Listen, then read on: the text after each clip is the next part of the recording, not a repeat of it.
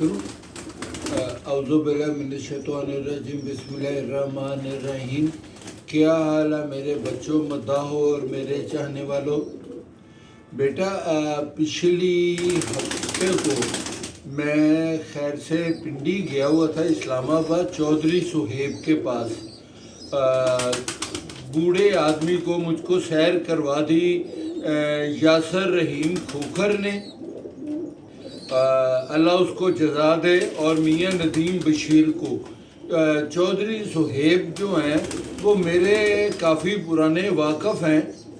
वो लाहौर में शागिर्द होना चाहते थे किसी अच्छे उस्ताद का, तो मेरे पास तो मियाँ नदीम बशीर ही थे। फिर मैंने उन्हों का नाम दे दिया, तो उन्होंने कहा जी कि आप उन्हों को लेके उधर आएँ, और बड़ा अच्छा मज़ा रहा। सुबह सुबह हम निकले, रात को हम कोई 12-1 बजे आए।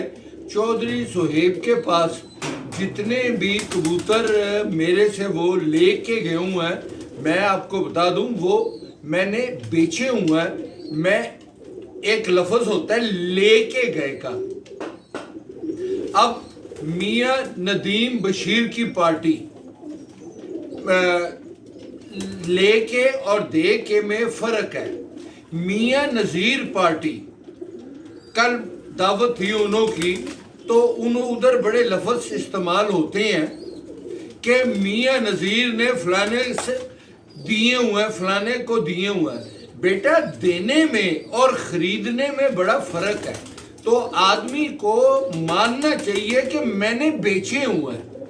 मियाँ नज़ीर ने अपनी ज़िंदगी में मेरा नहीं ख्याल कि किसी को भी फ्री दिए हों। अगर दिए होंगे तो किसी अपने ख़ास आदमी को दिए होंगे, नहीं तो वो बेचे ही करते थे।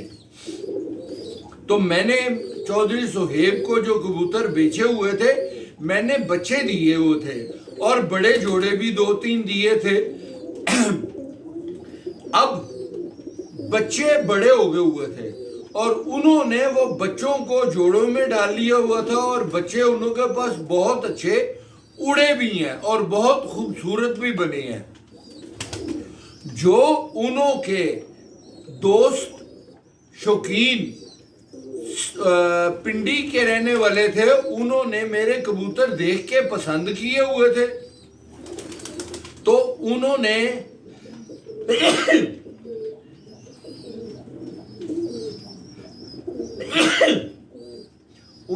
चौधरी सुहेब को कहा हुआ था कि जब भी ख्वाजा साहब आएंगे आप हमको बताना। तो मुझको बहुत खुशी हुई कि जब मैं उधर गया तो उधर कम से कम 20-25 कबूतरबाज और भी आ रहे थे, पर हमने वापस आना था। वो हमको दावतें दे रहे थे, हमारे पास आए, हमारे पास आए। हम तो नहीं गए, उधर लोग आए मुझको मिलने, और मुझको बहुत अच्छा लगा कि मेरी इस तरह उन्होंने इज्जत की और अच्छे लफ्ज़ों में मुझको याद किया। और 2-3 आर्मी ऑफिसर्स भी उधर आए जो रिटायर हुए थे, वो अब कबूतर रख रहे थे।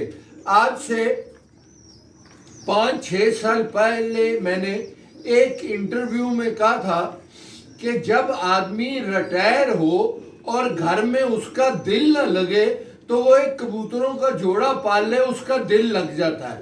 उस पॉइंट ऑफ व्यू से उन्होंने कबूतर पाले हुए हैं, और अब उन्हों का दिल भी लगा हुआ है, और वो मुझको अच्छे लफ्ज़ों में याद कर रहे थे। उन्हों की बड़ी मेहरबानी बेटा। और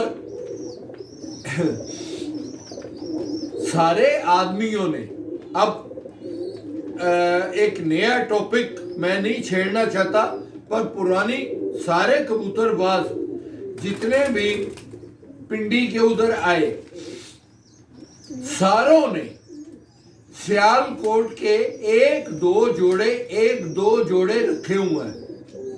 मैंने जब उन्होंने पूछा कि आपने ये जो सियालकोटिये रखे हुए हैं, इन्हों को आप क्या करते हैं, उन्हों के ये लफ्ज़ थे बेटा, ये आप याद से सुने, और आप उन्हों से पूछ भी सकते हैं कि हम टेढ़ियों की और कबूतरों की اڈار کم کرنے کے لیے سیال کوٹیوں کے اندر ڈالتے ہیں کہ رات کو بیٹھ تو جائیں گے. یہ انہوں کے لفظ تھے. پیور سیال کوٹی یہ ہم نہیں اڑاتے کیونکہ شام تک جاتے نہیں ہیں. اور انہوں کے ایک اور لفظ تھے, یہ وہ جو اچھے تھے, کہ پنڈی میں اور اسلام آباد میں ایک دم موسم خراب ہو جاتا ہے اور ایک دم موسم ٹھیک ہو جاتا ہے. تو جس کبوتر میں ہم نے سیال کوٹی ڈالا ہو وہ کبوتر رات نہیں رہتا, وہ گھر بیٹھ ہی جاتا ہے.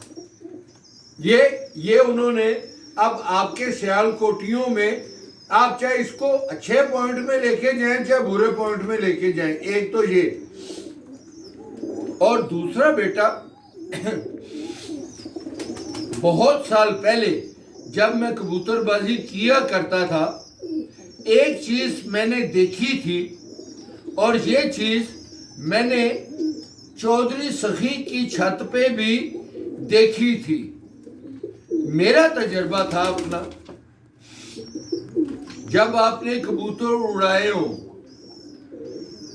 2:30-3 بجے کا ٹائم ہوگا, 4 بجے کا ٹائم ہوگا, موسم خراب ہونا شروع ہو جائے گا. چاہے بارش آنے لگے گی, چاہے بادل آ جائیں گے, چاہے آندھی آئے گی, آپ کے کبوتر اوپر ہوں گے.